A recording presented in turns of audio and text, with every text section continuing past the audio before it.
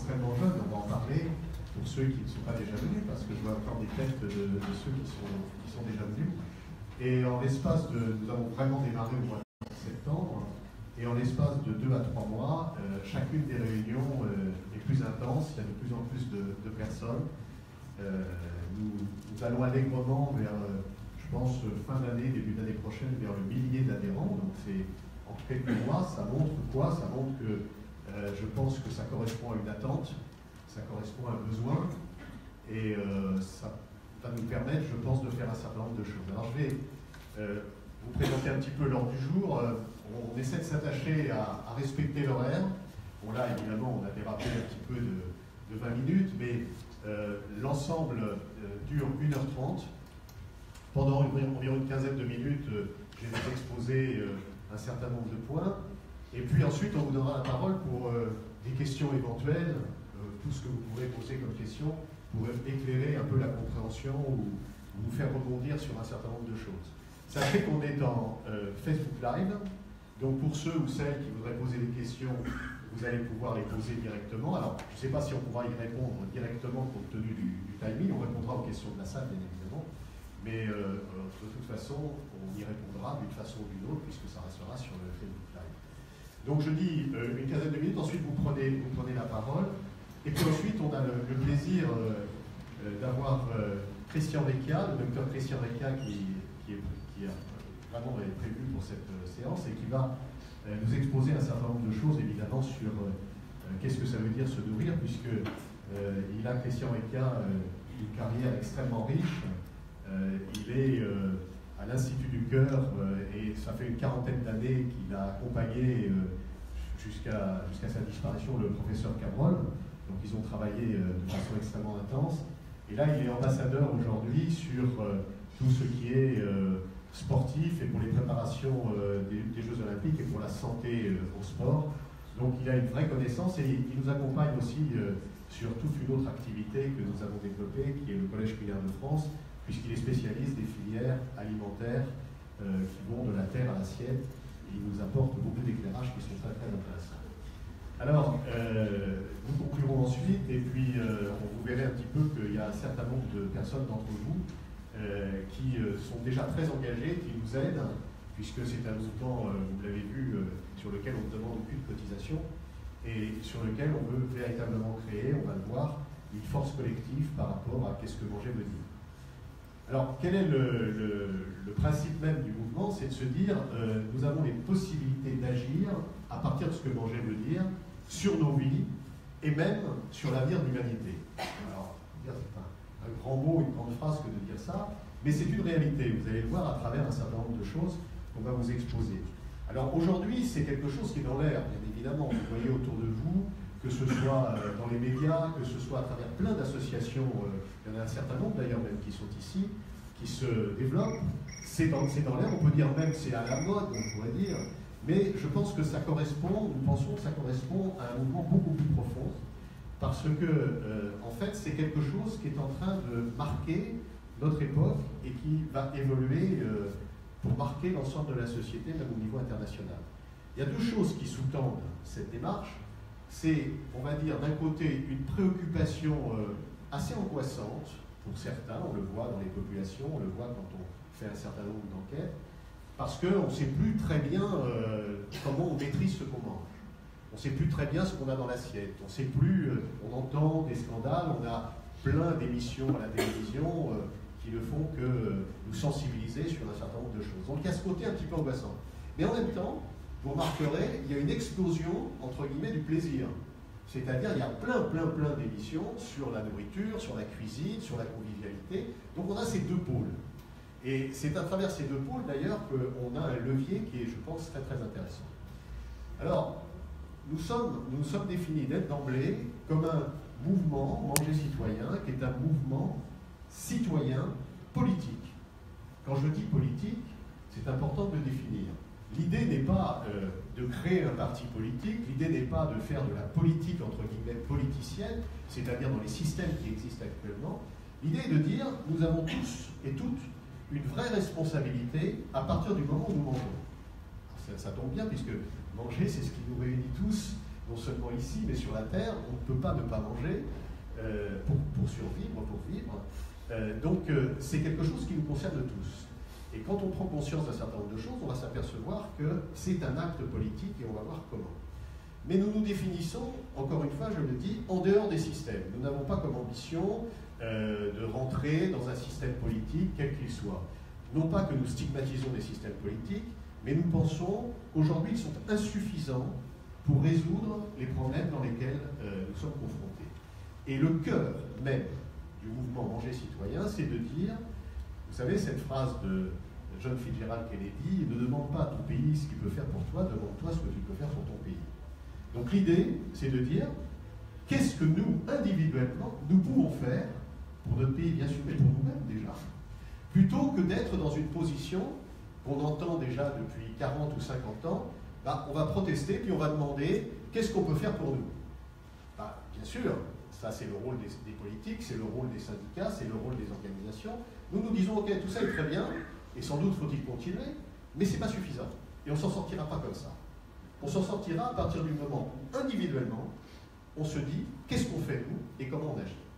Pourquoi? Parce que nous sommes convaincus, en tout cas ceux qui ont été à l'origine, et toute l'équipe qui est à l'origine de ce mouvement, qu'on ne peut vraiment changer les choses que si on change d'abord soi-même.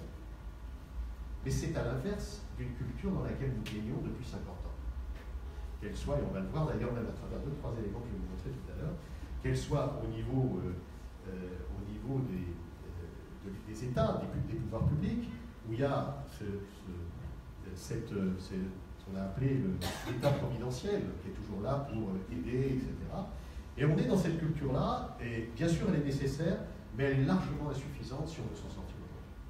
Donc je reviendrai dessus, c'est le point principal, c'est qu'est-ce qu'on peut faire chacun d'entre nous pour se changer soi-même dans nos comportements et pouvoir justement trouver une issue. Ça tombe bien parce que la nourriture, c'est quelque chose qui est vital pour nous, pour notre santé, et c'est une source de plaisir si on le prend d'une certaine façon. Mais on va voir qu'on est très biaisé par pas mal de choses. Alors, à partir de là, on ne part pas de rien. Hein. On part aussi d'une expérience qu'on a menée aussi collectivement, dans un univers qui est un univers professionnel, qui s'appelle l'univers de la gastronomie, de la restauration, de la production, où depuis 5 ans, nous sommes plusieurs à avoir, et dont d'ailleurs certains fondateurs de ce mouvement, à avoir travaillé et avoir initié le Collège culinaire de France avec les grands chefs français, mais non pas pour travailler avec les grands chefs français, pour travailler sur le terrain avec les producteurs qui représentent l'artisanat et la diversité, et avec les restaurants qui sont des restaurants de qualité. Nous avons initié une appellation qui est une appellation militante, restaurant et producteurs artisans de qualité. J'ai le plaisir d'ailleurs de retrouver ici ceux qui sont un peu à la pointe de ce mouvement, qui sont professionnels, et qui à titre personnel, là pour le coup, on n'est plus dans le mouvement professionnel, mais c'est évidemment très complémentaire, sont venus et s'inscrivent également dans le mouvement Manger Citoyen. Alors, si on veut rentrer maintenant un petit peu dans le vif du sujet, qu'est-ce que ça veut dire manger citoyen? On va passer une slide, Laura, s'il te plaît, voilà. Bon, on va essayer de le résumer en une slide parce que, voilà. L'idée, c'est l'objectif, qu'est-ce que c'est? L'objectif, c'est changer le monde en reprenant le pouvoir sur ce que nous mangeons. On va voir que ce n'est pas utopique. Pourquoi? Parce que l'industrialisation de la nourriture aujourd'hui détruit notre santé et la santé de la planète. Ça, c'est extrêmement clair, on le voit tous les jours. Le système lui-même ne peut plus produire sans détruire. Donc, la consommation que l'on a par rapport à ça, elle doit changer. On doit changer nos modes de consommation. Manger citoyen, la solution que nous proposons et vers laquelle nous allons, c'est de se dire, ce que je vous ai dit tout à l'heure, on va reprendre le pouvoir sur nos propres choix. Alors vous allez me dire, mais si, moi je choisis ce que je mange, etc. Mais vous allez voir que c'est un peu plus pernicieux que ça. Et développer une force citoyenne qui puisse influer sur la société. Alors comment on va faire? Comment on va faire? Là, pour résumer cette introduction, je dirais, on a 3 modes d'action. Le premier mode d'action, c'est de dire la chose suivante. En fait, quand on regarde bien, sans s'en rendre compte, on est progressivement anesthésié. Je vais vous prendre une métaphore, j'aime bien prendre, certains d'entre vous la connaissent, c'est la métaphore de la grenouille. En fait, vous prenez une grenouille, c'est un test qui a été fait, qui est réel. Vous prenez une grenouille et vous la jetez dans une casserole d'eau bouillante. C'est terrible, les animaux, etc. La grenouille, immédiatement, d'un coup de patte, elle sort. Évidemment, dès qu'elle sent l'eau bouillante, elle sort. Simplement, vous faites l'autre expérience, vous prenez une grenouille et vous la mettez dans une casserole d'eau froide. Et vous mettez un petit feu en dessous. Ben, la grenouille, elle va se laisser cuire doucement. Pourquoi? Parce qu'elle va se sentir doucement entourée d'une douce chaleur. Petit à petit, elle ne va pas se rendre compte qu'elle va être cuite. C'est une expérience vécue, testée. Et c'est pour beaucoup d'entre nous ce qui est en train de nous arriver. On est un peu des grenouilles, petit à petit nous faisons cuire. Pourquoi je dis ça? Parce qu'on ne se rend pas compte du tout qu'à travers, si on veut décrypter les informations qui nous sont données, en fait on s'aperçoit que tout est fait pour nous faciliter la vie. Moi quand j'entends on va me faciliter la vie, immédiatement j'ai très peur. Parce que me faciliter la vie, ça veut dire me rendre esclave. Alors, c'est pas aller contre la technologie, attention, parce que toutes les technologies, tout ça, c'est pour aller plus vite, pour faciliter la vie, etc. Mais vous aurez peut-être remarqué qu'on va plus vite pour gagner du temps. Je ne sais pas s'il y a des personnes ici qui gagnent du temps, mais je pense que tout le monde n'a pas le temps. Plus on gagne du temps, moins on a de temps. C'est extraordinaire. Donc, on devrait quand même se poser quelques questions. Et donc, en fait, pourquoi? Parce qu'on est petit à petit anesthésié. On vous dit, regardez par exemple dans l'alimentaire, on vous dit, c'est extraordinaire, je vais vous faire maintenant, vous n'avez même plus besoin de faire vos courses. On va vous livrer tout fait. Et il y a plein de start-up qui sont là-dessus, c'est extraordinaire, c'est formidable. Sauf que vous n'avez plus rien à faire, vous n'avez même plus à choisir vos produits, et en plus ça sera moins cher. Donc ne vous occupez de rien, on s'occupe de tout. Moralité, on ne sait absolument plus d'où viennent les produits, on ne comprend plus. Pourquoi? Parce qu'il y a une règle, une simple règle de bon sens. Quand on nous facilite la vie, quand on ne fait rien, bah, on perd le savoir des choses. Et je ne connais pas, peut-être que je me trompe, une façon de pouvoir gagner des choses sans faire le moindre effort. Je ne connais pas. Mais tout notre environnement est fait autour de ça. Pourquoi? Parce que ça facilite certains systèmes, notamment de l'industrie agroalimentaire, pour pouvoir nous cuire tranquillement comme une grenouille. Donc, en fait, l'enjeu premier de ce mouvement, c'est de reprendre le pouvoir sur nous-mêmes en prenant conscience d'un certain nombre de choses. Donc, premier élément, décryptage des informations. Et là, nous avons développé première chose qui s'appelle des postes que nous mettons sous l'égide d'un des fondateurs, Sabrina Charlet. Nous mettons tous les 5 jours des postes qui décryptent un certain nombre de choses sur les informations que nous trouvons dans la presse ou ailleurs, pour être informés de ce qui se passe et comprendre ce qu'il peut y avoir derrière les informations que l'on reçoit. Alors vous allez voir que c'est totalement nécessaire, parce que je vous en prends une au hasard. Par exemple, et peut-être notre médecin nutritionniste en parlera tout à l'heure, quand vous savez que par exemple, on parle dans les nutritions, manger des fruits, des légumes, des fruits, etc. Une pomme, pour retrouver aujourd'hui les nutriments qu'il y avait dans une pomme de 1950, il faut 100 pommes aujourd'hui. 100 pommes pour avoir les nutriments qu'il y avait dans une pomme de 1950. Donc, ça pose question. Ça pose question parce qu'il y a une déperdition, bien évidemment, par les modes de culture, par l'industrialisation de l'agriculture aussi. Ça pose question sur plein de choses. Donc, il faut prendre conscience de ça pour savoir comment on va agir. Mais ça va beaucoup plus loin. C'est-à-dire que, je vais passer dans une deuxième lien. Je suis tombé sur ce titre dans le Figaro, Santé, il y a 2 jours.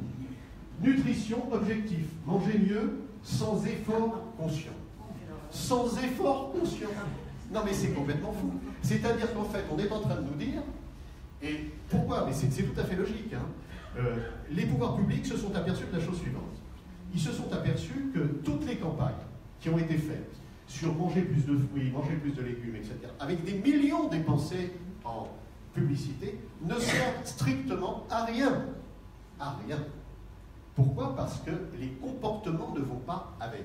Alors, puisque ils ne vont pas avec, plutôt que d'essayer de modifier profondément les comportements, on dit, État-providence, on va s'occuper de tout, et on va faire en sorte que, sans que vous ayez conscience, on va mettre des barrières partout pour que vous puissiez manger plus sainement. Donc, bien sûr, c'est pas condamnable en soi, mais ça ne peut pas être suffisant. Vous comprenez bien? Ça veut dire qu'on abdique en permanence du fait simplement de prendre conscience et d'agir. Or, on a la possibilité 3 fois par jour d'agir sur notre vie, sur notre santé et sur la santé de la planète. Donc il faut peut-être un petit peu se relever. Voilà un petit peu la logique. Mais après, ça c'est les pouvoirs publics. Et encore une fois, c'est pas condamnable, on ne stigmatise pas. On dit c'est pas suffisant, il faut faire autre chose, il faut compléter ça. Quand vous prenez l'industrie agroalimentaire et que vous voyez une pub comme celle-ci, c'est formidable. Fleury Michon, les antibiotiques, c'est pas automatique, même pour les cochons. Et d'ailleurs, venez vérifier. Et ils ont raison, et c'est vrai. C'est vrai. On a vérifié, ils ont une filière cochon qui est sans antibiotiques. Simplement, la perversité du système, qui est une perversité marketing, c'est que, indépendamment des gens éclairés qui sont ici, vous êtes consommateur, vous allez dans un hypermarché, vous rentrez, vous avez été tapé par la pub en permanence, bien tapé, bien engourdi par la pub. Et vous rentrez, vous voyez Fleury Michon partout sur les linéaires. Donc vous dites, Fleury Michon, c'est bien, il n'y a pas d'antibiotiques. Sauf que sur 80% de leur gamme, il y a des antibiotiques. Il y a 20% qui n'a pas d'antibiotiques. Donc ce qu'il faudrait faire, c'est qu'ils aillent jusqu'au bout et qu'ils disent, voilà, on a une filière qui n'a pas d'antibiotiques, c'est formidable. Et puis on a le reste qui en a. Il faut être transparent jusqu'au bout. Il faut informer jusqu'au bout. Donc nous ne sommes pas véritablement informés. Il faut s'informer soi-même. Il faut... on a un système quand même de lobotomisation des esprits, des cerveaux, petit à petit. Tout ça pourquoi? Pour que l'ensemble du système fonctionne. Moins vous comprendrez les choses, plus vous consommerez, avec une douce torpeur. C'est-à-dire on vous entoure, vous aurez de moins en moins d'efforts à faire. Parce que s'informer, c'est fatigant aussi. Il faut essayer de comprendre, il faut aller voir, c'est pas facile. Et puis se comporter par rapport à ce qu'on a compris, c'est aussi fatigant. Tout est fait pour nous enlever la fatigue. Ce qui fait que j'ai plus le temps de cuisiner, j'ai pas le temps d'aller faire mes courses. Ben non. Moi, quand quelqu'un me dit j'ai pas le choix, je dis c'est pas possible. On a toujours le choix. C'est des choix de priorité, mais si on n'a pas le choix, il faut assumer le fait qu'on n'ait pas le choix. Par exemple, le fait d'aller chez McDo se nourrir tous les jours, c'est un choix.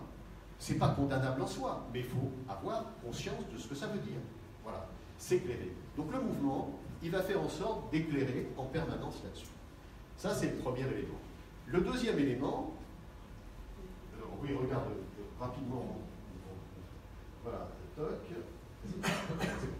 Le deuxième élément, c'est on va faire en sorte de proposer un certain nombre d'actions concrètes sur 3 éléments. Pour nous, Manger Citoyen, c'est 1.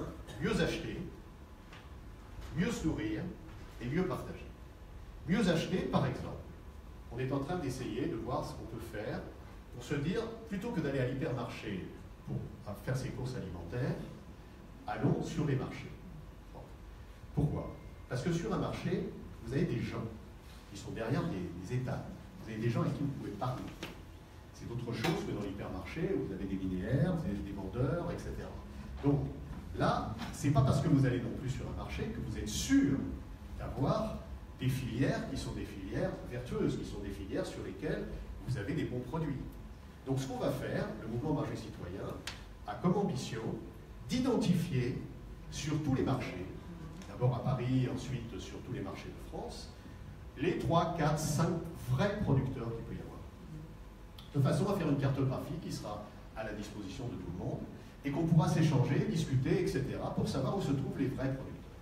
Parce que sur les marchés, vous avez des gens qui s'approvisionnent comme les hypermarchés à Rungis, d'autres qui s'approvisionnent auprès de vrais producteurs. Voilà, ce genre de choses. On va également sur mieux se nourrir, notre médecin nutritionniste va en parler, mais on va par exemple sur mieux partager. Qu'est-ce que ça veut dire mieux partager pour Manger Citoyen? C'est développer les formes de repas, quelles qu'elles soient. Si on a 20 ans, ça peut être en rond, par terre, on s'en fout, c'est pas ça. La nourriture partagée, c'est un lien social phénoménal. Phénoménal. À telle enseigne d'ailleurs que, pour votre information, les Chinois, quand ils sont en affaires, ils ne veulent pas traiter d'affaires autour d'un repas. Parce que ça descend la vigilance et on est trop sympa quand on est autour d'un repas. Donc ils préfèrent traiter les affaires après ou avant. Donc le repas, c'est quelque chose de convivial, c'est quelque chose où il y a du lien, et ce dont on manque le plus aujourd'hui, c'est de la vraie relation physique. On a plein de relations à travers les réseaux sociaux, c'est formidable. Mais là encore, c'est insuffisant. Tout ce qui est nouvelle technologie est un outil extraordinaire, mais attention, faisons en sorte qu'il soit au service, à notre service, et pas l'inverse. Or, il y a des dérapages très forts aujourd'hui où on a tendance à être au service de la technologie et pas l'inverse. Donc c'est une vision du monde aussi qu'il y a derrière ça, et une vraie volonté de partager un certain nombre de points avec vous, si vous y adhérez et si vous êtes sur ces éléments-là. Donc ça veut dire que chacun est mobilisable, ne serait-ce qu'à travers une action quotidienne, en se disant, à chaque fois que je mange tous les jours, ben, c'est pas neutre. C'est pas neutre pour moi, c'est pas neutre pour ma santé, c'est pas neutre pour mon environnement, et j'ai un moyen d'action. J'ai un moyen d'action. Enfin, dernier point, en faisant adhérer le plus grand nombre possible de citoyens qui partagent nos idées. Pourquoi? Parce que seul, on est totalement impuissant. Même si on le fait, c'est bien, on peut le faire pour soi. Même en le faisant pour soi, on contribue. Je dis souvent, ce qui est bon pour ma santé est bon pour la planète. Ça, c'est une réalité. Tout ce qui est bon pour votre santé est bon pour la planète. Tout ce qui est mauvais pour votre santé est mauvais pour la planète. Donc, il n'y a pas de mal à se faire du bien tout en faisant du bien aux autres. Ça semble une telle évidence. Et c'est une vraie évidence qu'on oublie, parce qu'on va trop vite. On va trop vite, on ne sait plus, on ne prend plus le recul. Donc, le mouvement Manger Citoyen, quand on a décidé de le créer, le printemps dernier, on s'est réunis à plusieurs, il y a toute une équipe, 8, 9, 10 personnes, et on s'est dit, il faut qu'on fasse quelque chose. Voilà. Et là, on s'appuie, on a déjà cette expérience, comme je vous l'ai dit, au sein du Collège Cuillère de France. Il y en a un certain nombre de représentants ici. Quand vous prendrez une petite coupe tout à l'heure et un cocktail, discutez les uns avec les autres, discutez avec eux, parce que l'expérience vécue vaut mieux qu'un long discours. On peut parler pendant des heures, mais ce qui est le plus important, justement, c'est de pouvoir échanger. Donc, le dernier point, et je vais passer la parole à Laura sur ce point, en faisant adhérer le plus grand nombre possible de citoyens, nous pouvons représenter une véritable force. À partir du moment où, dans 2-3 mois, on sera au moins un premier millier, on ne va pas s'arrêter là, on va essayer de faire en sorte que, à travers ces choses simples, je pense que je viens d'exprimer, on soit plusieurs milliers. Et là, je peux vous dire qu'on peut faire bouger les lignes. Pas simplement en demandant des choses, mais en faisant des choses, tout simplement. Alors, une idée pour le... Pardon? Oui, oui. Donc, l'idée pour développer le plus grand nombre possible, c'est de dire, on a tous autour de nous, et on a ici quelques spécimens qui n'arrêtent pas toute la journée d'évangéliser les gens qui sont autour d'eux. Dans mon quartier, il y a Séverine, par exemple, qui est ici, qui est dans la boucherie Hugo Desnoyers, je crois qu'elle a absolument évangélisé tout le quartier. Il n'y a plus un client qui peut rentrer dans la boutique. Mais on a notre pharmacienne aussi, pareil, dès que les gens viennent. Bon, ça concerne tout le monde. Quand vous en parlez un petit peu, ça concerne absolument tout le monde.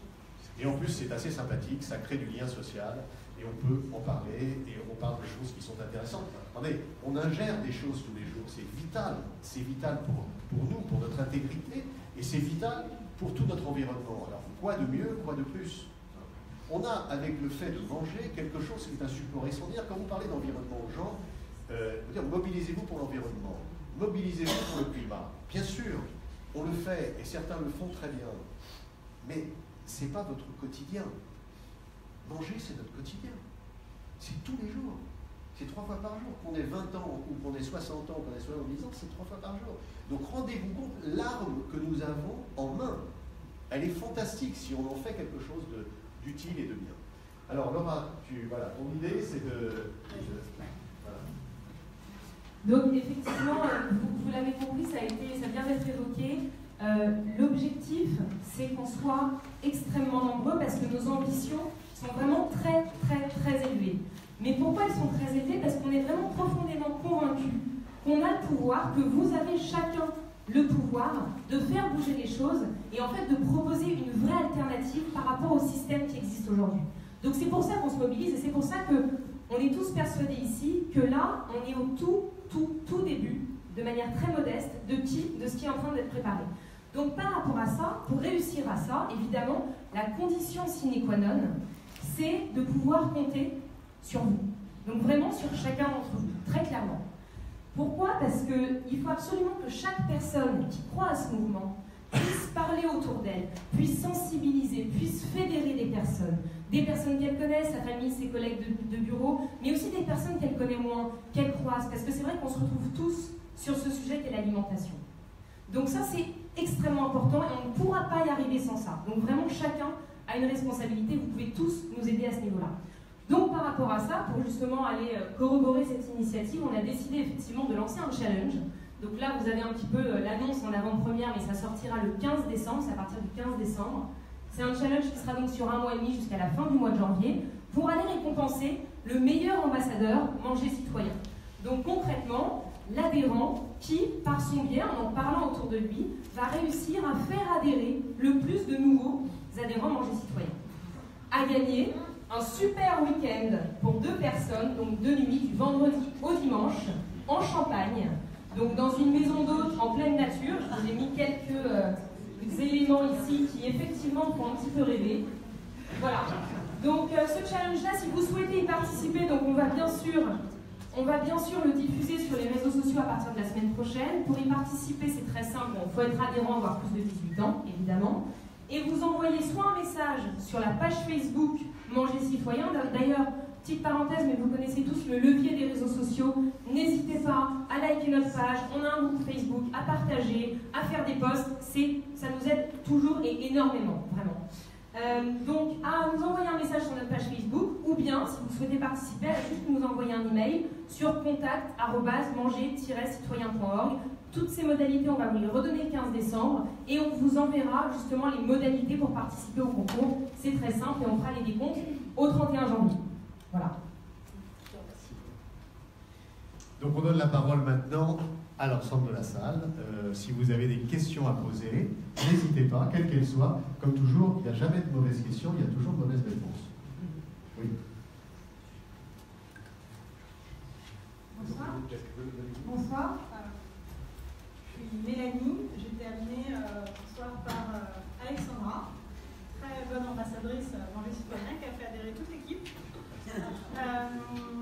Je voulais savoir en fait quelle était votre position par rapport à la viande, parce que c'est bien que les animaux soient élevés sans antibiotiques, mais on sait par exemple qu'il n'y a pas d'abattoir bio, donc un animal qui a vécu toute sa vie auprès est quand même abattu dans des souffrances atroces, que au-delà du côté éthique, ça produit, c'est une production d'hormones de stress et que nous mangeons ces hormones de stress.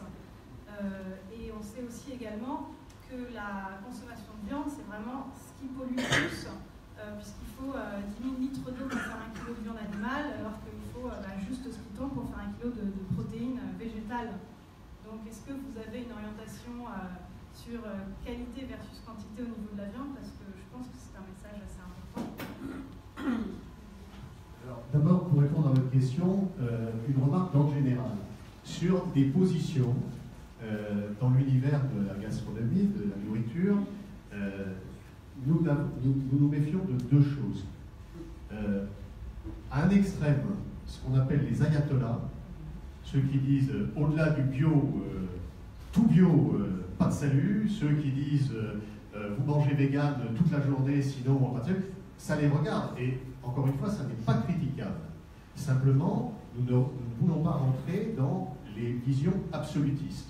Ça, c'est une première chose. Il faut se méfier, pour nous, de ces extrêmes-là. À l'autre extrême, il faut se méfier des impostures. C'est-à-dire ceux qui s'habillent en vert, ceux qui s'habillent en vertueux et qui, derrière, l'utilisent d'une certaine façon. Au milieu de ça, il y a des questions comme celles que vous posez. Bien sûr, elles sont débattues. Je pense que là, il y a aussi des questions de bon sens. Et je pense qu'on est tous d'accord, dans ceux qui participent aujourd'hui, en tout cas dans le noyau dur, et ceux, je pense, qui nous rejoignent, pour dire, on le dit nous depuis longtemps au niveau du Collège militaire de France, la manière dont aujourd'hui on s'alimente est une manière délétère, et pour nous, pour notre santé, on parle de la viande, et pour la planète. Sauf que c'est pas le problème de la viande en elle-même, après il y a le problème de la souffrance animale, etc., mais c'est le problème de la qualité, effectivement. Et d'ailleurs, c'est très intéressant comme question, je vais vous dire pourquoi, parce qu'on nous dit souvent, oui, mais vos trucs, là, c'est bien, au Collège militaire de France ou ailleurs, mais c'est pour les gens qui ont de l'argent, c'est pour les gens qui... C'est totalement faux, c'est une véritable imposture. Vous prenez un steak de chez Hugo Desnoyers, je C'est pas un steak économie, vous voyez, c'est un des plus chers de Paris. C'est combien le steak de chef? Un steak simple. Je sais pas, non mais disons un prix. Haché ou pas haché? Bon, non mais peu importe. Bon, c'est 3, 4, 5 euros le steak haché, ou même 4 euros. Voilà, bon, c'est. Moi, souvent, je prends un steak haché. Voilà, à 4 euros un steak haché. Vous prenez un steak chez Leclerc. Vous allez prendre le même steak chez Leclerc. D'accord? Vous allez payer 30-35% moins cher. Et vous vous dites, bah oui, parce que j'ai pas les moyens de m'acheter un steak chez les noyers. Sauf que vous mettez les 2 steaks dans la poêle, il y en a un qui rend 35% d'eau. Donc, le faible économique s'est fait totalement avoir, et doublement avoir. C'est-à-dire qu'il s'est fait avoir parce que sur le prix, il a acheté une partie de l'eau en pensant qu'il paye moins cher. Et la deuxième chose, c'est qu'il s'est fait avoir sur sa santé. Mais ce qui est redoutable, c'est que ça ne se voit pas. Ça ne se voit pas. Il n'est pas intoxiqué. Il va mourir de mort lente. À force d'avoir... Non mais c'est ça qui se passe. C'est pour ça que je dis c'est doux. C'est doux tout ça. On ne se rend pas compte. Donc on est anesthésié. Donc si on ne prend pas en main ce genre de choses, effectivement, quand vous prenez par exemple, moi j'ai une maison de campagne dans un endroit où c'est relativement pauvre, quand vous voyez les caddies avec des gens qui sont obèses, qui sont faibles économiquement, mais qui ont des traînées de saucisses pour toute la semaine, à moins de 1 euro ou 0, je ne sais pas combien le prix de la saucisse, alors évidemment, le problème, c'est que dès que vous avez un jambon ou une saucisse à bas prix, vous avez une souffrance animale, automatiquement. Un poulet qui est à bas prix, il y a forcément une souffrance animale. Donc, si on veut être cohérent, il faut manger moins de protéines animales, il faut inverser ce qui s'est passé depuis 40 ans, où on mettait les légumes comme assortiment autour. C'est l'inverse. Il faut mettre les légumes en centrale et de la viande comme des éléments qui accompagnent à certains moments. Voilà, pour ceux qui aiment la viande. Mais voilà, c'est ça, c'est des réponses et des positions qui nous semblent de bon sens. Voilà, essayez de trouver quelque chose qui peut... Autre question. Christian, je pense qu'il faut compléter un tout petit peu la réponse. Parce que justement, ce qui est en question, vraiment, c'est le mode de production de la viande en question. Et de manière extrêmement caricaturale, ce que l'on peut dire, c'est que d'un côté, il y a la viande industrielle, et de l'autre, il y a la viande d'artisans, de producteurs artisans. Eric, tu veux peut-être compléter. Eric est producteur justement de légumes au Collège culinaire de France, et c'est lui qui me soufflait la remarque que j'avais bien en tête. Oui, moi je ne suis pas très bien placé pour répondre à votre question précisément parce que je suis producteur de légumes, mais si on met le légume au centre de l'assiette, ça va très bien. Mais je faisais juste la remarque à Sabrina par rapport au côté artisanal du mode de production qui va vous garantir une qualité intrinsèque du produit qui sera certainement meilleure qu'un mode industriel.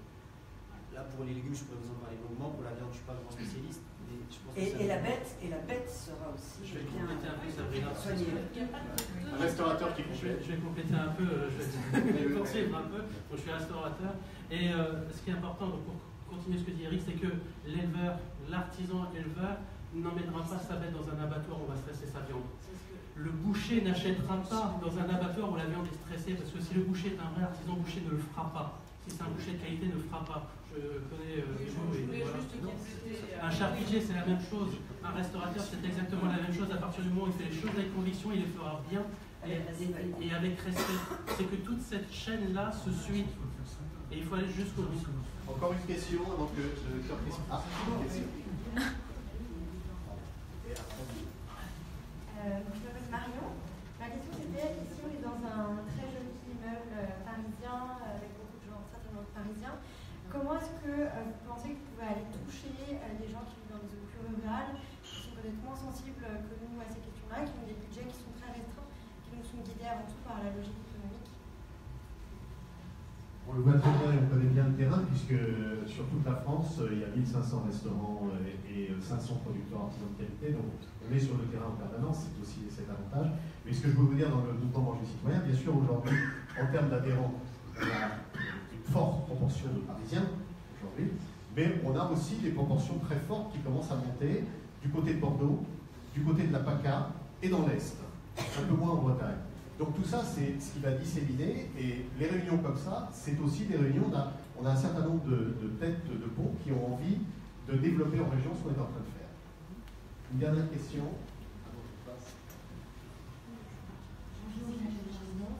Alors, je suis 100% d'accord, même 500% d'accord avec vous.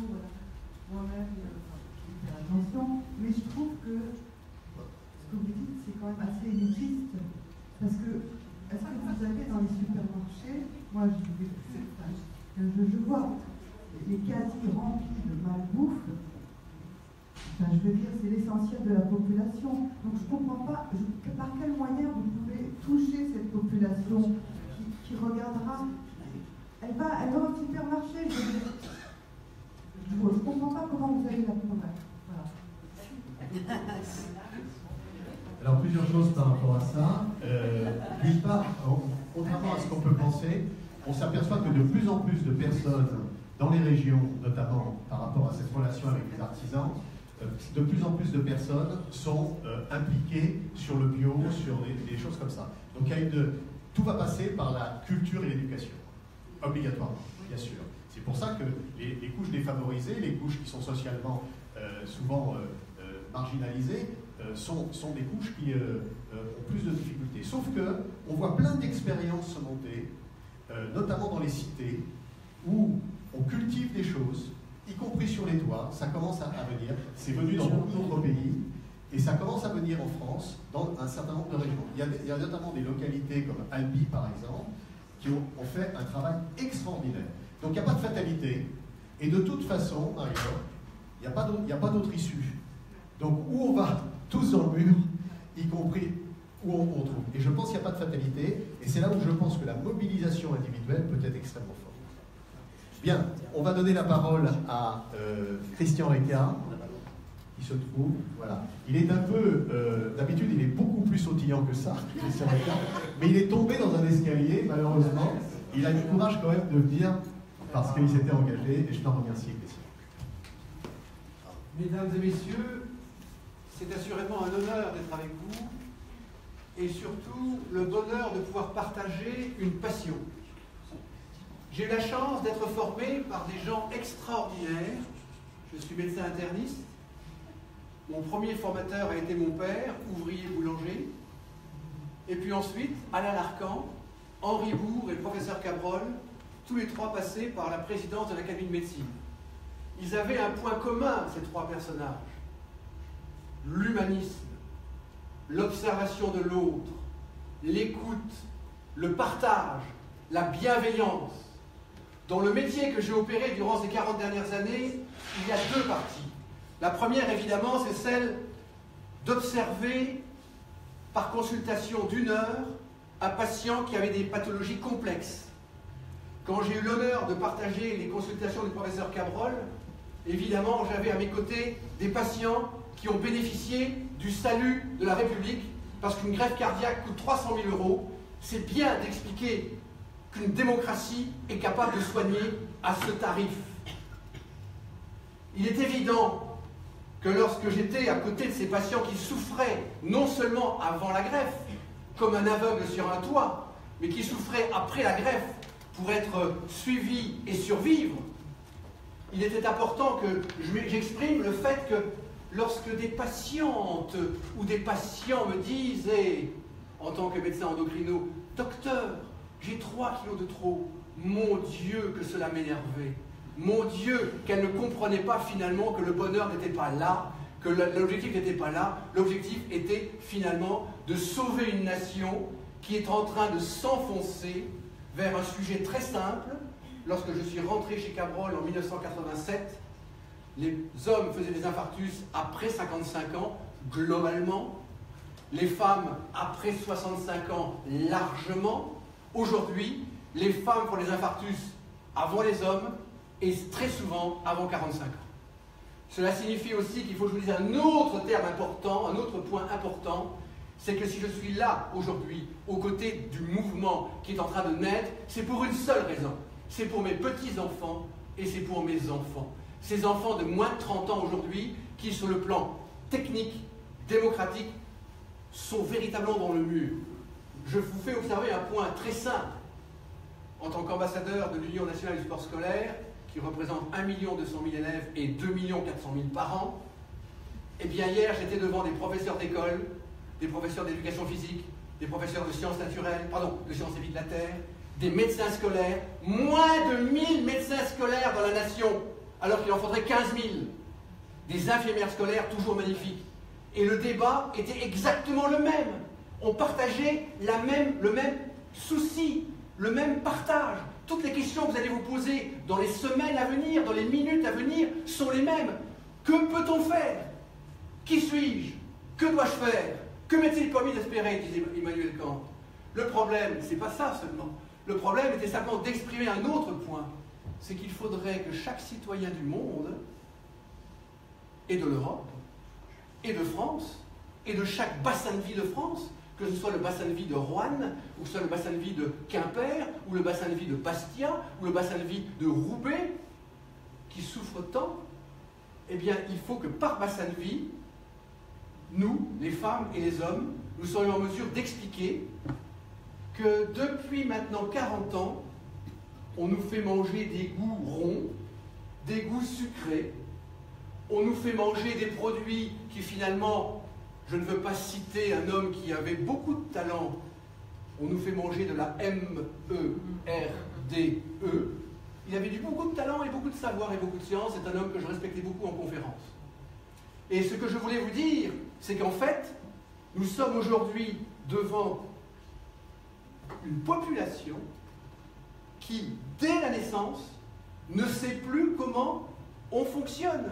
Je m'explique, quand je suis rentré en médecine, on nous apprenait anatomie, biochimie, physiologie de l'homme en bonne santé. Aujourd'hui, un médecin n'apprend plus cela. Alors je donne un signal, comme j'ai très peu de temps, le signal est très simple. Mesdames et messieurs, mesdames qui allez avoir des enfants, messieurs qui allez être des parents, apprenez comment vous fonctionnez. Apprenez comment votre organisme fonctionne. Ça donnera la capacité à la démocratie d'aller beaucoup plus vite dans l'exercice de la rééducation.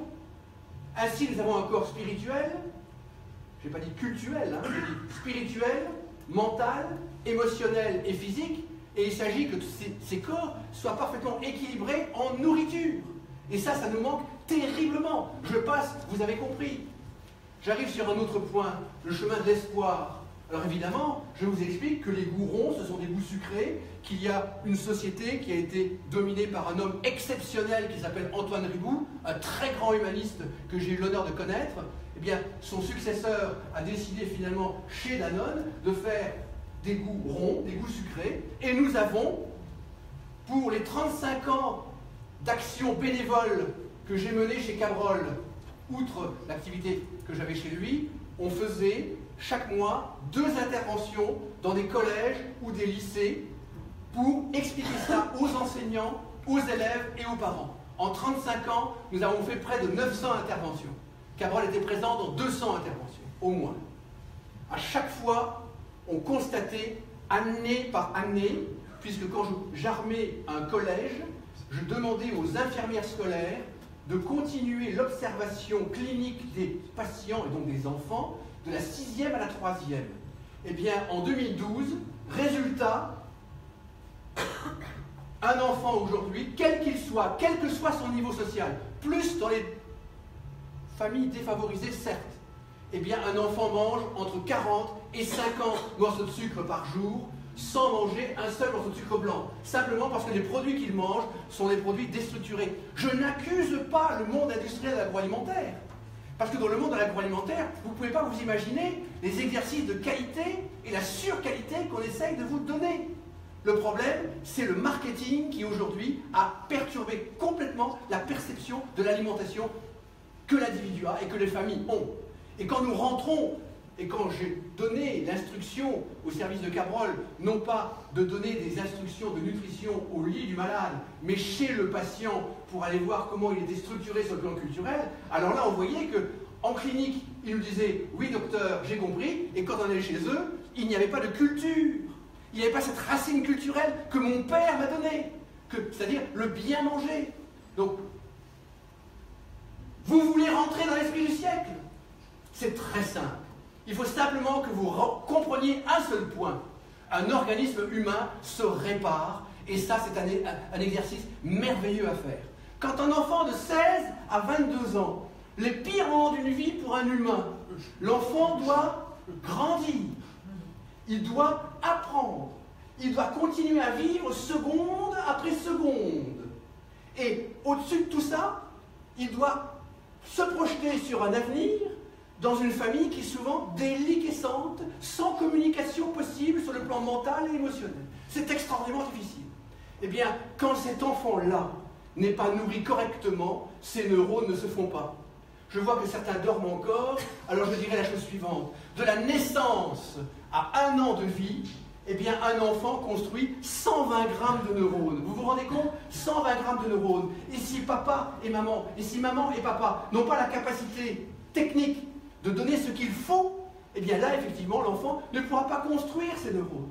Et tout se fait avant l'âge de 6 ans, car l'enfant, dès lors qu'on lui développe une passion, une volonté à structurer, une capacité à faire, à écrire, à écouter de la musique, à faire du sport, à bouger, tout se fait avant l'âge de 6 ans. Donc il faut l'activer. Et qu'est-ce qu'on constate? Ben, les enfants sont 7-8 heures par jour devant des écrans, veulent, pézouillent, allongés. Et ce qui se passe techniquement est dramatique, puisqu'en fait, l'inactivité crée un cercle pernicieux. Et je dirais que c'est la fonction qui crée les grands organes. Ça veut dire que l'écriture, la lecture, l'amour des mots, mais cela fait bien 40 ans que je ne fais plus de nutrition. Je ne lis que des sujets de géopolitique ou de culture. Mes élèves d'HEC ou de Centrale Paris ont bien compris que dans la stratégie globale qu'il faut avoir, c'est le culturel. Alors je vous donne de l'espoir, pour ceux qui ont encore les bras croisés, même si vous n'avez que 30 ans, eh bien, vos neurones se refont régulièrement jusqu'à 107 ans. Ça, c'est un espoir fabuleux. Aujourd'hui, vos muscles se refont régulièrement tous les 18 à 24 mois. Nous savions en 1980 que le foie était un organe immortel. Une cellule du foie meurt, dès lors que la charpente interstitielle existe, eh bien le foie se refait en permanence. Ce qui est génial, c'est que la peau se refait en permanence. Ce qui est génial, c'est que la rétine est un ensemble de cellules qui permet de capter les photons, et la variation d'énergie de ces photons sur la chimie rétinienne permet de voir des couleurs, des formes, des profondeurs en liaison avec le lobe occipital. Ce qu'il faut que vous compreniez, mesdames et messieurs, c'est que tout cela, nous ne le savons pas. Et quand on explique à un enfant que l'œuf qu'il mange, c'est une poule Isa Brown, que cette poule Isa Brown, concrètement, a la possibilité de manger de l'herbe avec de la zéaxanthine, avec de l'épicatéchine, et que cette épicatéchine est un antioxydant fabuleux pour la rétine, eh bien cette poule a fait un œuf qui est bon pour les neurones de l'humain. Alors évidemment, c'est génial, sauf qu'aujourd'hui, dans ce monde où il y a des milliards d'œufs qui sont pondus tous les jours, pas un seul œuf a de la zéaxanthine, de l'épicatéchine ou autre chose. Parce que finalement, c'est le prix de l'œuf qui a été l'indicateur du niveau de production. Je ne m'énerve pas, j'explique. Ce que je voudrais, vous voyez, même blessé, je me bats. Ce qu'il faut vraiment inscrire dans le débat, c'est qu'au fond, dans mon métier d'ingénieur agro, où j'ai expertisé quasiment toutes les filières agroalimentaires, chacune des filières que j'ai expertisées, ça a été une filière classique, c'est la mort de l'agriculture, une filière raisonnée avec protection intégrée, c'est l'avenir de l'agriculture mondiale, et une production bio qui est aujourd'hui malheureuse, toujours moins bien placée que la production raisonnée. Vous, les jeunes des moins de 30 ans, vous devez réfléchir à ça, parce que quand un producteur, agriculteur, qu'il faut respecter, fait du bio, il faut que sa terre reste reposée 15 ans en valeur absolue pour vraiment générer du bio. Tout ça veut dire quoi? Que dans le deuxième métier que j'ai réalisé, je l'ai fait pourquoi? Pour comprendre comment la terre est capable de produire du végétal ou de l'animal, et comment de ce végétal animal, on en fait des plats, des mets, des superbes choses qui font plaisir et qui sont capables de vous nourrir. Je n'ai pas terminé. Pour vous dire un autre point, je voudrais répondre à madame sur la viande. Alors là, calmons-nous. Abaissons notre centre de gravité. Évidemment qu'il faut qu'un humain mange de la viande.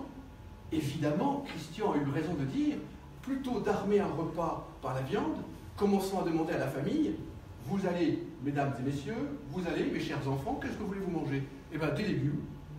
Vous commencez à penser légumes, et à côté, vous commencez à rajouter de la viande. Cela dit, il y a un point que les journalistes n'évoquent jamais, il y a un point que les biochimistes n'évoquent jamais sur le plan de l'éducation d'un médecin nutritionniste endocrino bac plus 14. C'est qu'en fait, je pèse 60 kilos, je suis tout menu, je peux me contenter d'une aile de poulet. Et avec des lentilles, ou avec des pommes de terre rissolées, avec de l'ail, avec des échalotes, et avec de la bonne huile, c'est tout à fait merveilleux.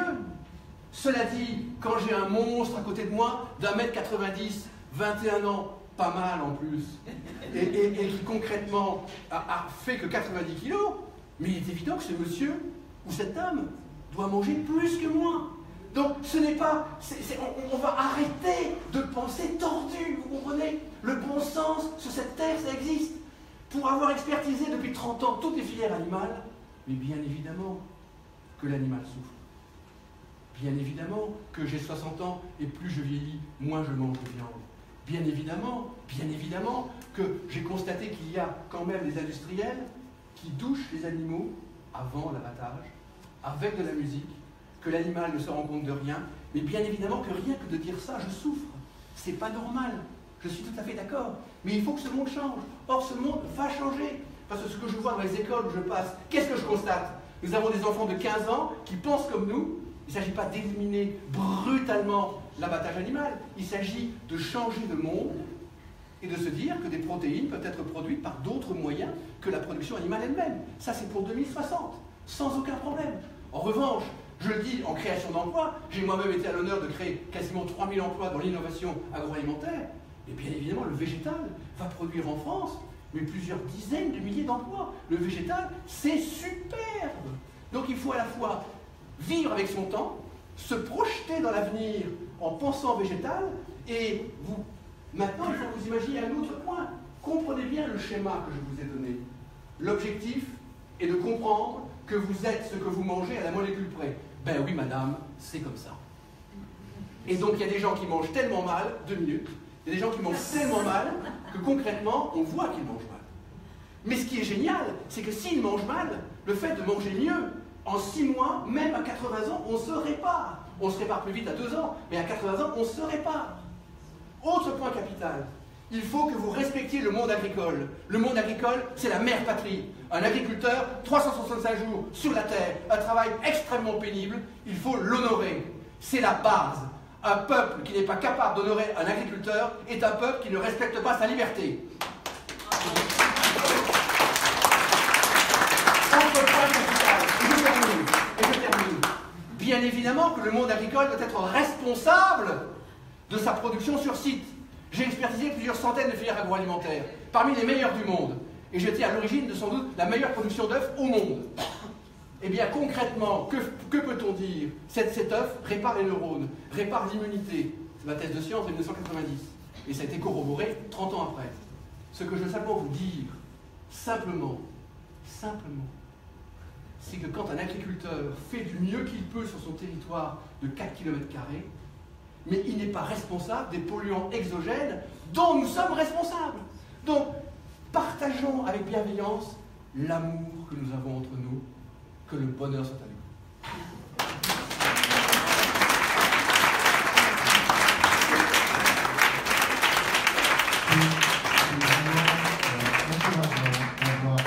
Quelqu'un comme Christian, qui avec sa passion, sa fougue, et en plus, il est mal en point.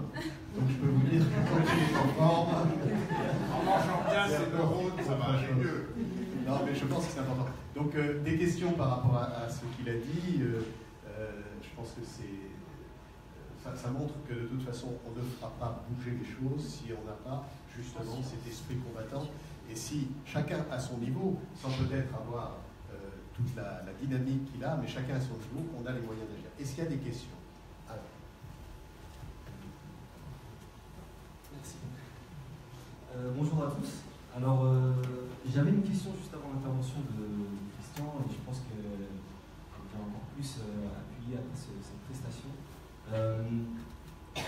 Avec tout ce qu'on a vu tout à l'heure, je me posais la question, et je je me suis dit finalement tout ce que vous avez dit, Christian, tout ce que vous avez dit en introduction, tout ça, ça relève de la connaissance. Et je me dis, je vois bien un peu l'idée et l'objectif de ce mouvement, Manger Citoyen, mais je me dis finalement, quand je regarde mieux acheter, mieux se nourrir, mieux partager, je partage totalement ça. Mais je me dis, il faut peut-être aussi mieux comprendre avant pour pouvoir mieux acheter, mieux se nourrir, mieux partager. Et la question que je vous pose, c'est comment vous allez nous aider à mieux comprendre pour pouvoir ensuite mieux acheter, mieux se nourrir. Il y a des choses simples à entendre. Il y a 250 000 références produits dans un supermarché. Sur 250 produits dans un supermarché, une famille peut se nourrir au meilleur prix avec 50 produits. Il faut manger culturel, il faut manger local, il faut manger saisonnier, et avec 60 mètres carrés de jardin, une famille de 4 personnes peut se nourrir. Dans les jardins d'ortillonnage d'Amiens, il y a des choses extraordinaires qui se passent, il y a des partages de savoir, et je ne suis pas inquiet pour le glyphosate, je ne suis pas inquiet, ça va disparaître tout seul, puisqu'aujourd'hui, il y a la capacité, par la connaissance de la plante, par la connaissance de la terre, par la connaissance des bactéries qu'il y a dans la terre, qui sont aussi importantes, si vous voulez, que la terre elle-même. Il y a des connaissances qui reviennent, qui étaient parfaitement connues dans les années 20. Dans les années 20, les grands jardiniers faisaient des choses remarquables. Alors, le problème pour moi, c'est qu'il faut faire ça, la rupture, le passage, il faut le faire avec respect. Il faut le faire tranquillement et avec observation. Nous avons un devoir, c'est de former les enfants de 5 ans d'aujourd'hui, afin que ces enfants de 5 ans, dans 20 ans, soient à votre place. Mais alors, c'est ce que dit Christian, évidemment, est fondamental. Mais dans le mouvement, nous avons, je vais laisser Laura la parole, nous sommes évidemment extrêmement sensibles à ce que vous venez de dire, et on a déjà engagé un certain nombre de choses. Je vais laisser à Laura le soin de vous l'expliquer. Oui, pour répondre à ta question, tu as complètement raison, à la base c'est vraiment la connaissance, donc en fait l'information. Comment on fait une fois qu'on veut faire pour faire en fait? Il faut avoir l'information et la formation. L'information, concrètement, je parle au sens strict du mouvement qui a quelques mois aujourd'hui. L'information, tous les jours, Sabrina y travaille, il y a ce qu'on appelle les rubriques qu'on appelle des intox. Ça veut dire qu'on va aller se renseigner, on va aller chercher, on va aller vérifier des sources sur qu'est-ce qu'on peut manger, quelle saison, la saisonnalité, qu'est-ce que ça veut dire. On va s'informer et on va diffuser cette information et on s'attache vraiment à ce qu'elle soit qualitative parce que de l'information, il y en a partout sur Internet. Maintenant, celle qui est qualitative et compréhensible par tous, on vous invite à aller voir la rubrique justement news de notre site internet où il y a les publications et il y a la désintox qu'on publie une fois tous les 5 jours et qui est vraiment, pourquoi une fois tous les 5 jours? Parce qu'en fait, c'est super long de pouvoir rassembler de l'information de qualité, c'est tout le boulot que Sabrina fait et ça c'est pour la partie information et ça va encore plus se structurer au fil du temps. Pour la partie formation, point aussi hyper important, on est en train de construire, ça va sortir, on va dire début 2018, sur les premiers mois de 2018, un MOOC. Alors un MOOC, c'est Massive Open Online Courses, pour ceux qui ne connaissent pas. C'est un cours en ligne ouvert à tous. C'est-à-dire qu'on est en train de construire de tout le savoir et de toutes les actions qu'on met en place, du contenu qui va être condensé, qui va être ouvert gratuitement au grand public. Ça va être le MOOC Manger Citoyen, où là on va concrètement donner des clés au travers de vidéos, au travers de fiches, au travers de formats interactifs sur comment tu fais quand tu veux mieux acheter, mieux te nourrir et mieux partager. Quelles sont les clés concrètes au quotidien? Donc c'est aujourd'hui le travail qu'on fait, avec encore le recul, parce que ta question est ultra pertinente, mais le recul du fait que, comme on disait, on est au tout début, le mouvement a quelques mois, il y a déjà ces 2 points concrets, il y en aura bien d'autres et c'est hyper important. Dans le prolongement, avec l'appui d'expertise comme celle de Christian, avec qui on est en contact permanent, et d'autres aussi expertises dans d'autres domaines, l'intérêt c'est d'injecter ça au sein du mouvement et de faire aussi, parce que la connaissance passe aussi dans l'échange entre les uns et les autres. J'ai pas parlé tout à l'heure de quelque chose qu'on a démarré et qui marche très bien, à telle enseigne que le prochain, c'est ce qu'on a appelé les dîners manger citoyens. Le prochain est déjà complet, donc je ne peux même pas vous dire de vous y inscrire. Il a lieu le 20 décembre, mais on va en faire un autre en janvier. On va les multiplier, notamment, on va essayer de les faire à travers toute la France. Qu'est-ce que c'est que les dîners manger citoyens? Nous prenons un restaurant de qualité et ceux qui veulent s'inscrire vont pouvoir, sur un repas tout compris, entre 35 et 40 euros, c'est-à-dire que la volonté, ça n'est pas de demander au restaurateur de diminuer ses prix, c'est d'avoir un juste prix par rapport à ce qu'il va présenter. Et on fait un dîner de entre 15 et 20 personnes. Mais ce n'est pas n'importe quel dîner.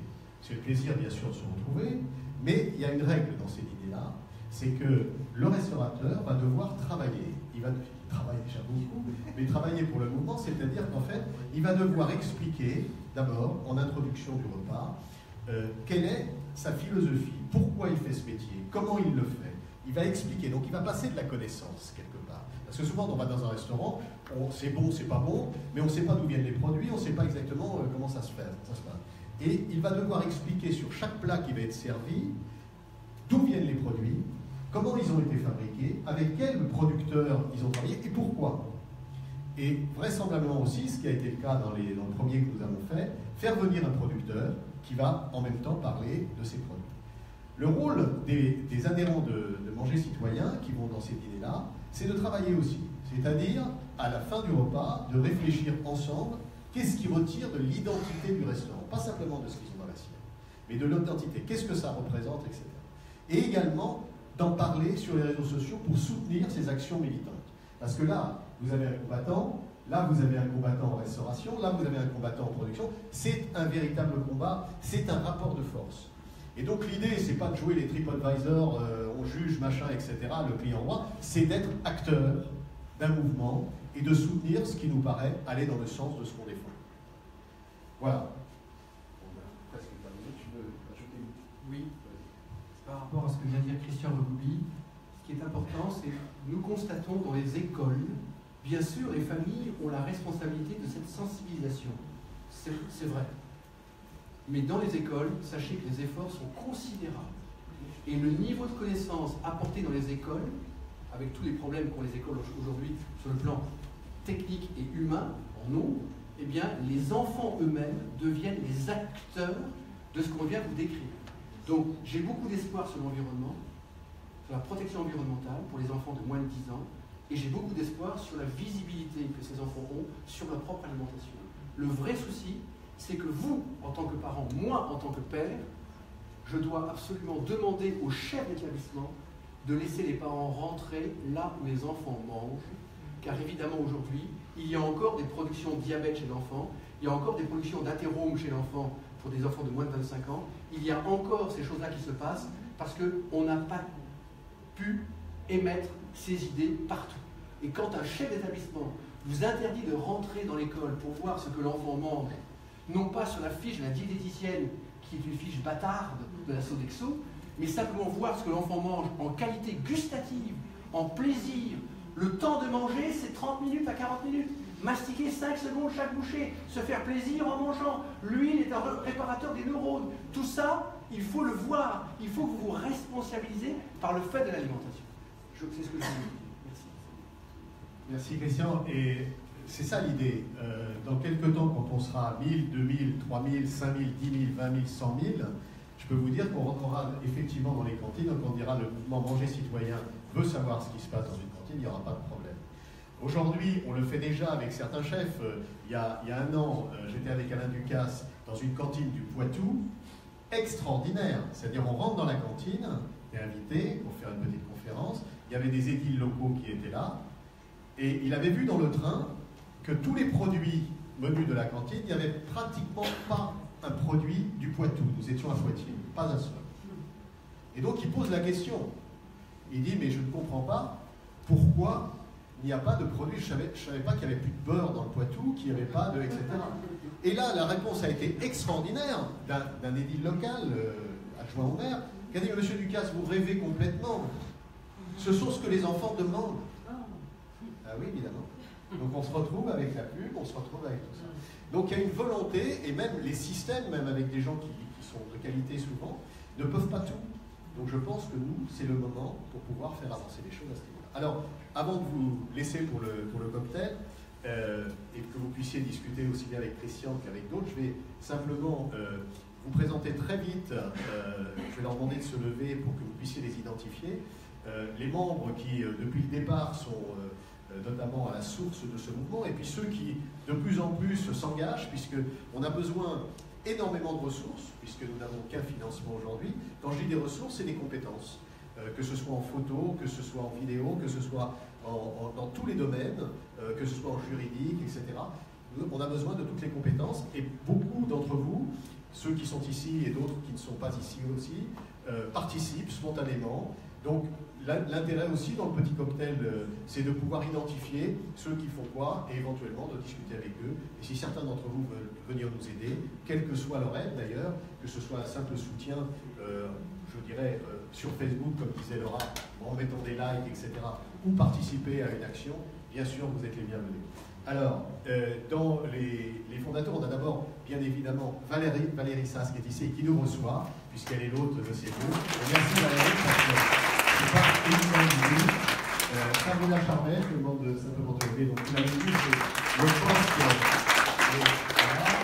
Laura Ruby qui est ici, et que vous avez entendu parler aussi.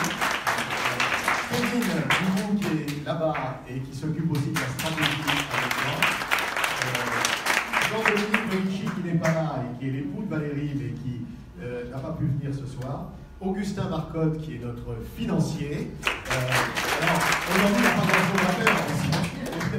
Mais enfin, c'est lui qui va pouvoir nous trouver aussi les ressources. Et Julien Le Sueur qui est là-bas, qui s'occupe aussi du développement. Aussi, ils sont très très actifs, l'équipe digitale qui a vraiment travaillé dessus, avec Guillaume Grimbert qui est ici, Bruno Laurent qui se cache aussi, ils sont très discrets mais ils diffusent très fortement. Sophie Boel qui n'est pas là, je crois.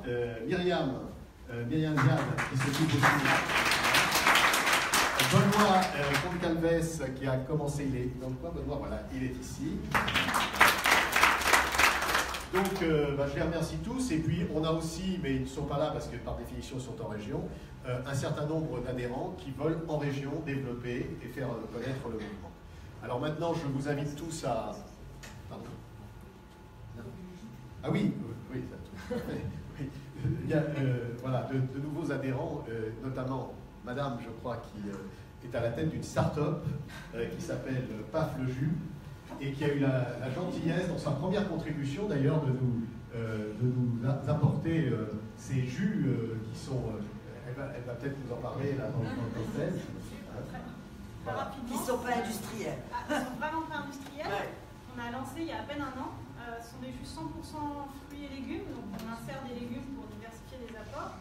Et donc, ils sont pressés à froid, donc pas centrifugés, et conservés grâce à une technologie à froid, ce qui permet donc de ne pas pasteuriser, de garder les vitamines intactes. Ils sont certifiés bio.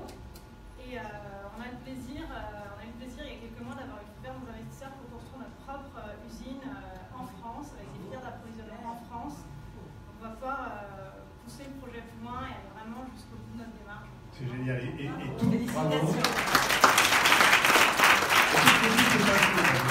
Toute l'équipe est membre de Manger Citoyen. Voilà, oui, c'est formidable. Donc voilà, c'est une bonne introduction pour vous convier à boire un verre. Alors, on va faire une photo. Donc, on l'a fait ici. Ah, c'est de plus en plus compliqué, plus on est nombreux, donc on va faire en mode, si vous voulez bien, équipe de foot. C'est-à-dire qu'on ne tiendra pas tous dans le cadre, si vous pouvez tous vous lever et vous avancez par là. On va essayer de prendre une photo. Et après, on passera au... À mon avis, on va enlever ces choses-là.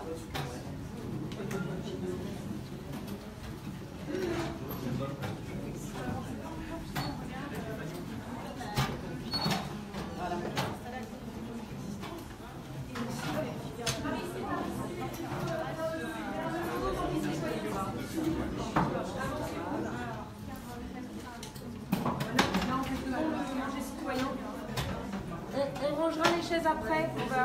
Non, mais c'est bon, Ah oui, on fait la place. Voilà, c'est bon. Les chefs. Par ici, on va se resserrer, si vous voulez bien. Venez tous par ici, on va se resserrer juste. Ça va prendre 2 minutes à peine. Voilà. Allez-y. On pousse. Ça rentre dans le cadre, pas facile. Alors, il faut essayer de se pousser encore un petit peu. Est-ce que vous pouvez, hop, voilà, se pousser un petit peu par là. Vas-y, rassemble les gens. Oui. Mais rassemble le plus. Il faut se serrer.